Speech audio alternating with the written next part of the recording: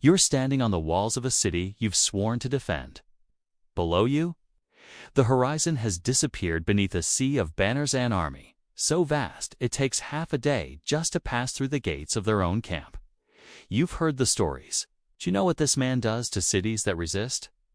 But you also know what he does to cities that surrender.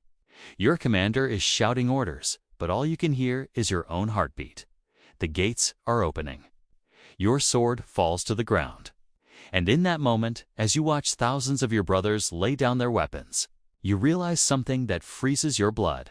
Mercy is about to become the cruelest word you've ever known. Before we go any further, I'm genuinely curious, where in the world are you watching this from? Never stops amazing me that a story this dark from so long ago can reach someone on the other side of the planet right now. The year was 1400. The place was Sivas, a fortified city in what we now call central Turkey. And the man at the gates was more known to history as Tamerlane. A name that would become synonymous with calculated terror on a scale that still defies comprehension. He wasn't a mindless destroyer. He was a chess player who used human lives as pieces, a poet who spoke 5 languages, a patron of art and architecture who funded some of the most beautiful buildings in Central Asia, which somehow makes what he did even more chilling, because this wasn't the work of a savage. This was the work of a genius who had turned cruelty into a science. What happened to those soldiers who surrendered at Sivas would become a signature move in Tamerlane's playbook of horror. He had made them a promise, a solemn oath sworn before witnesses: lay down your weapons, and not a single drop of your blood will be shed. In the medieval world, such promises carried weight. Commanders honored them. It was part of the code that made warfare something other than total chaos. So between 3,000 and 4,000 Armenian soldiers walked out of those gates, unarmed, trusting in that oath. And Tamerlane kept his word. Technically, they were marched outside the city walls where his men had been busy, not building siege equipment or fortifications. They'd been digging massive trenches, deep and wide, stretching across the earth like open wounds. And then the soldiers understood. There would be no blood, because there would be no blades. They were going to be buried alive. Try to imagine that realization hitting you the moment when a promise of mercy reveals itself as the blueprint for your nightmare. Some tried to run. Others fought with bare hands against armed soldiers. Most just stood there, frozen by the impossibility of what was happening. They were pushed into the pits in groups.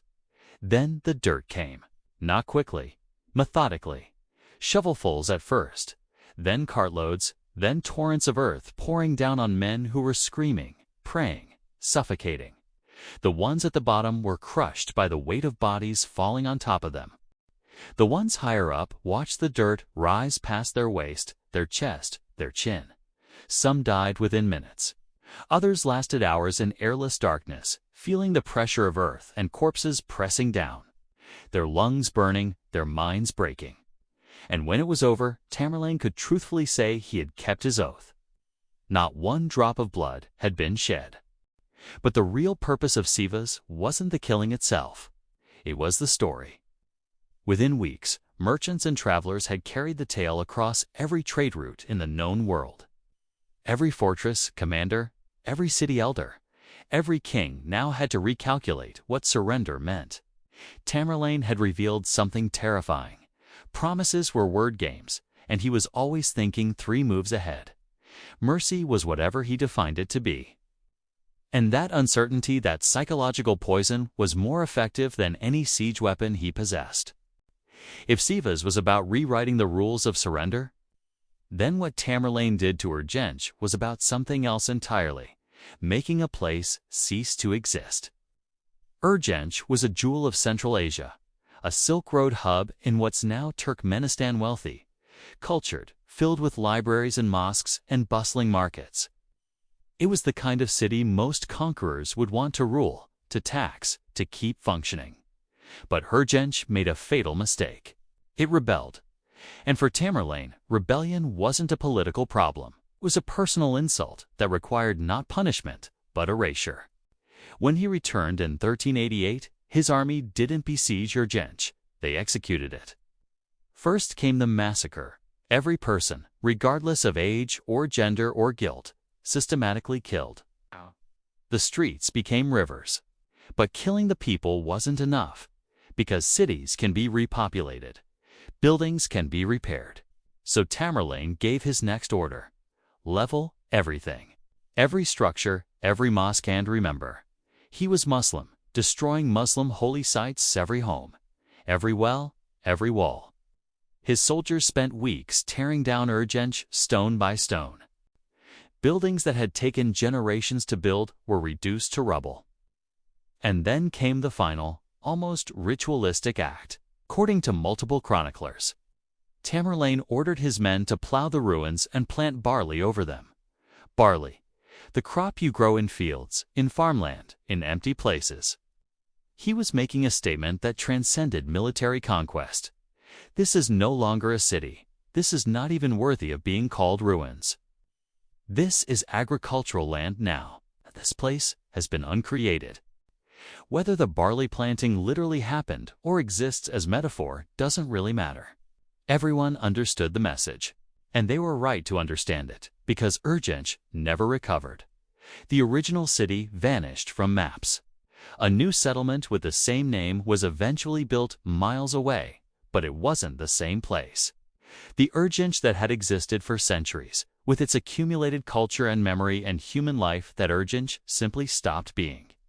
Tamerlane had done what most conquerors only threaten. He had actually erased a city from existence. But that raises a question that must have haunted every ruler in his path.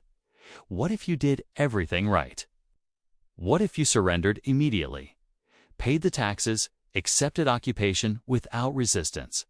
The city of Isfahan was about to find out. And the answer they received would become one of the most horrifying episodes in medieval history. Isfahan was one of Persia's great cities, center of Islamic scholarship and art. When Tamerlane's forces approached in 1387, the city's leaders chose wisdom over pride. They surrendered without a fight. And remarkably, Tamerlane showed mercy. He installed a garrison, imposed taxes, and moved on. For several weeks, Isfahan lived under occupation. It wasn't pleasant, but everyone was alive. The city still stood. Children still played in the streets. And then the people of Isfahan made a catastrophic miscalculation. They got angry about the taxes, and that anger became rebellion. They killed Tamerlane's garrison. When word reached him, anyone who knew Tamerlane understood immediately what was coming. Because here's what made him different from other conquerors. You could fight him from the start, and he'd respect it in a twisted way. He'd destroy you, but that was expected. What he absolutely could not tolerate was being shown mercy and having that mercy thrown back in his face. That was personal. When he returned to Isfahan, he came with a quota system that turned his army into hunting parties. Each military unit had to return with a specific number of severed heads, not prisoners, not bodies. Heads, the number he demanded, varied by unit size, but the message was universal: kill and prove it. His soldiers swept through Isfahan in waves. Doors were smashed open. Families were dragged into streets. The quota didn't discriminate between combatant and civilian, between the guilty and the innocent. It just demanded heads. The killing went on for days. Contemporary sources claim 200,000 died, though modern historians think 70,000 is more accurate. But does it really matter whether it was 70,000 or 200,000?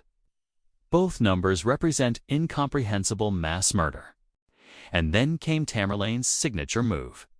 All those severed heads were collected, tens of thousands of them, piled in the streets, swarming with flies, the stench overwhelming. And he ordered his men to build towers from them. Pyramids of human skulls, each one carefully constructed, deliberately placed in public squares and at city gates. One eyewitness chronicler tried to count them and documented 28 towers before he became too physically ill to continue. He wrote that each tower contained approximately 1,500 heads. Even this man, who had witnessed plenty of medieval warfare, couldn't finish the task. The smell, the sight, The sheer weight of horror broke him. These skull towers weren't hidden. They were meant to be seen. Tamerlane wanted every traveler, every merchant, every messenger who entered Isfahan to witness what happened when you defied him. And it worked. The towers stood for years, some sources say decades, slowly deteriorating in the sun and rain. They became legendary. Parents told their children about them. Military commanders debated surrender strategies with the towers in mind. The skull towers of Isfahan became a permanent fixture in the geography of fear that Tamerlane was mapping across the medieval world. By 1398, Tamerlane was in his 60s, ancient by medieval standards, but his appetite for conquest hadn't diminished. His gaze turned toward India, toward the legendary wealth of the Delhi Sultanate. His official justification was religious. The Muslim sultans weren't being harsh enough on their Hindu subjects, but everyone knew this was about gold and power. As his 90,000-strong army moved through northern India, they weren't just conquering. They were plundering systematically, and soon they had a massive problem: too many prisoners. Historical accounts claim around 100,000 Hindu captives were traveling with the army by the time they approached Delhi. And then Tamerlane looked at this situation and saw a tactical liability. He was about to face the Sultan's army in a decisive battle. The last thing he needed was 100,000 prisoners potentially rebelling behind his lines. So he made a decision that encapsulates his absolutely cold calculation: kill them all. In a single day, before the battle even began, an estimated 100,000 unarmed prisoners were systematically executed. The chroniclers describe his camp becoming a slaughterhouse, the ground turning to bloody mud. 100,000 people, more than die in most wars. And this was just preparation. The battle itself revealed not just Tamerlane's brutality, but his tactical genius. The Sultan had a secret weapon: 120 war elephants, armored and armed with poisoned blades on their tusks. But Tamerlane had done his intelligence work. He loaded his camels with hay, set them on fire, and drove them screaming at the elephant charge. The elephants panicked, stampeded back through their own army, and Delhi's defense collapsed. What followed was 5 days of organized devastation. The city was swept neighborhood by neighborhood. Citizens were massacred in their homes, in mosques where they'd sought sanctuary.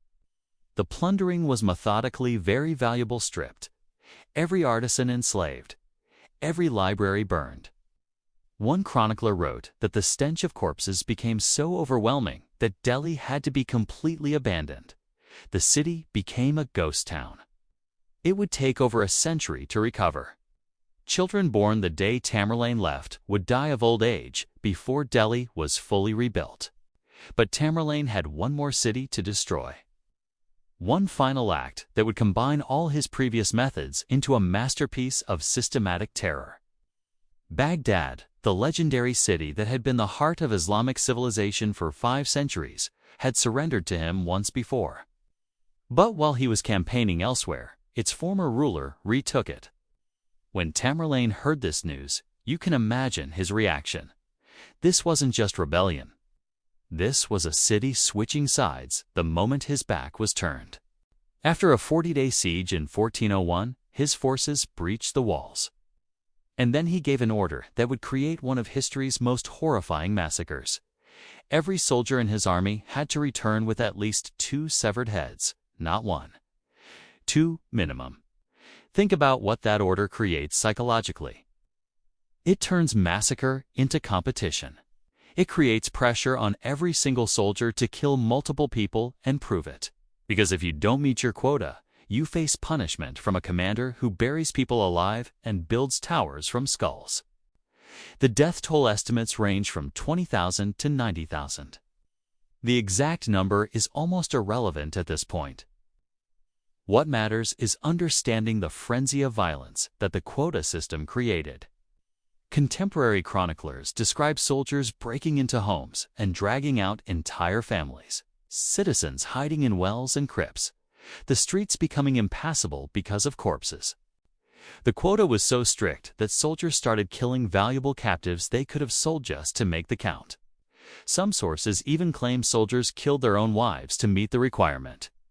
That detail might be exaggeration, but the fact that chroniclers found it believable tells you everything about the atmosphere Tamerlane had created. The heads were collected and used to build towers throughout Baghdad.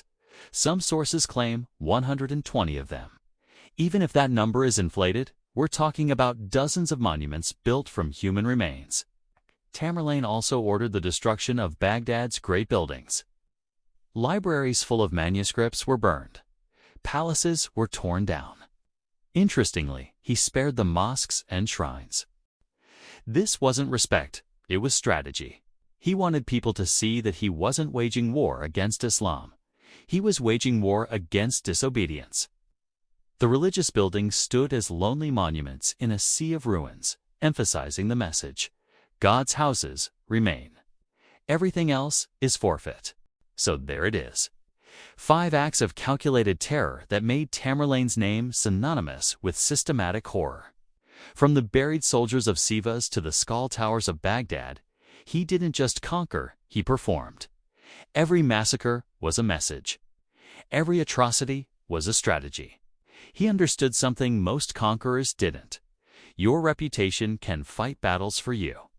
Make people terrified enough, and they'll surrender before you even arrive. He turned horror into a military asset, and it worked spectacularly.